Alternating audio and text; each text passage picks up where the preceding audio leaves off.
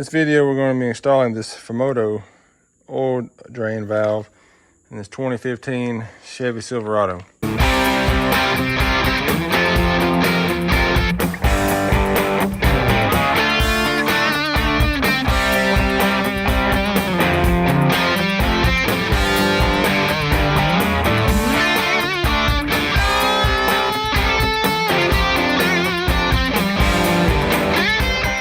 So this is the part number I got.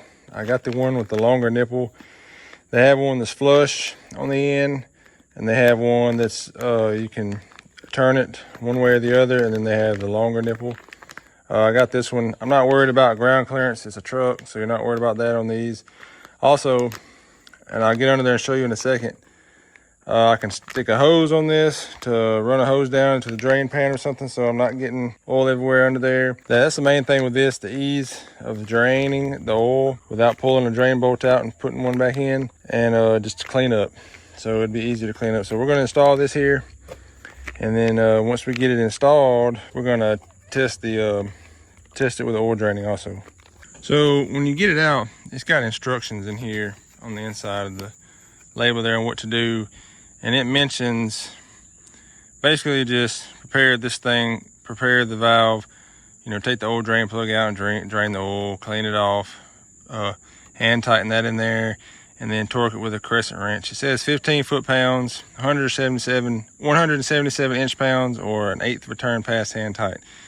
So if you can't put a torque wrench on here, obviously you're not really gonna know exactly what your torque is other than your internal torque wrench of your hand, and of course close it up and put the clip on, which we'll go through that when we get it on there. Now it says do not put a wrench on the nut part of this where the nipple is. So basically you're going to put a crescent wrench over the square part of this and tighten it like that. Of course, every time I do an oil change, I never use a torque wrench. I use just by hand, by feel, so I should be able to do that no problem. And then close the valve, and once we get in there, we'll go through that, which well, that is open now. To close it, so that is closed, and then if you pick up on it and turn it, that is open, and it has a safety clip. And then again, we'll look at that in a second when it's on the truck. Also, I'm going to use this gasket that came with it. I generally use these kind of steel with the rubber. To me, that seals better. And I just like these a lot, and that's what I usually use I put a new one on every oil change. And I could use it on here instead of this one. I haven't really made my mind up on that. I'll look in just a second. The only thing is, this basically I put it on there, it's pretty much gonna stay permanently, well, until it starts leaking. And the rubber, I've run it for, I've run them for 2 oil changes before, and they never leaked. But over, like a year's time or so, if the rubber kind of starts dry rotting, just from the heat and cool and stuff, I don't know, it may start leaking. Then of course you could just take it off and replace it, but I don't know, we may end up just using this one that came with it.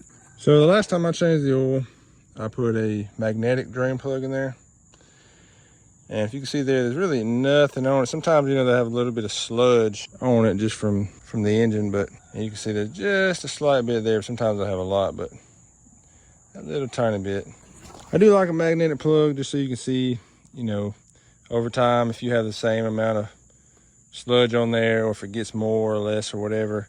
When I put the valve on, you won't be able to see that. That's one reason why I do like these, and I almost didn't swap, but for the ease of oil changes and the speed of it, I'm gonna try the valve. I can always swap back if I want to, but I do like to be able to see what comes out of my oil pan. So if you can see here, the way it's turned, some light, that's the reason I got the one with the nipple. So I can just I got some clear hose like you get from the hardware store.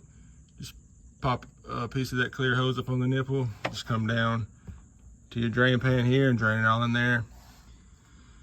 And yeah, so to close it, this is open, but to close it, you turn it, which I've already showed you, but you just turn it that way, and it sits down in that little groove. Now with it being sideways like this, it's going to be kind of aggravating to get the safety clip on there, but I'll get it on there. Just took my crescent wrench like that and snowed it down, which once it gets a little farther over, you can turn it this way. The safety clip, it goes straight on the side right here, and it has a slot. You see how this side does not have a slot in the clip. The other side over there has a little slot that goes over the valve lever. So there it is. For y'all, it won't be long. I gotta run it one more, oil cycle before I can drain this. But for the video, it'll only be like 2 seconds. So I'll go ahead and cut to that part where we drain it. Okay guys, I've been my 5,000 mile oil change interval here. So we're getting ready to change. And some 3/8 hose here. I'm gonna put the hose up on there. When we get to the filter, if you just loosen it up, stuff spills over and gets on the cross member and whatnot, and you have to wipe it up. But I'm gonna get to that in a second, but I'm gonna tap a little hole in here with a nail or something just to let it drain out so it don't make quite as much of a mess. Anyway, there's no oil residue anywhere, so it's not leaking, which is great.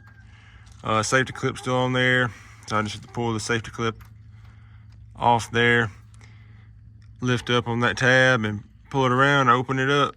All right, let's see how she does. Now naturally she's gonna drain slightly slower because where it's coming out, it's a smaller diameter than just taking the plug out, but it shouldn't be much slower, just a hair probably. Flip her open, and there she flows. It's another reason I use that clear hose, so you can see what kind of oil color we got there. It's coming out pretty good. I'm gonna let her drain for a little bit, see how long she takes. All right, she's done now. It only took about 2.5, 3 minutes, something like that. Not long at all. I'm gonna get the filter off. Put my clip back on. I got me a nail here. I'm gonna try to tap a hole at the bottom of the filter, just let it drain so it's less mess. I know this video ain't really about that, but I'm gonna do that real quick. A lot cleaner. Once all that pressure drains off, you can take it off and won't splash any over everywhere. All right, guys, that was a lot easier. It's not leaking around the gasket and leaking the valve. Just flip the switch, the lever, drain, flip it back. Easier, cleaner. So I'd say it's worth the money. It is nice having a magnet in there. You can check the particles on it, but I think I'm gonna let this one ride for a while. I kind of like it. So hope y'all got some good info out of that. I'll see y'all on the next one.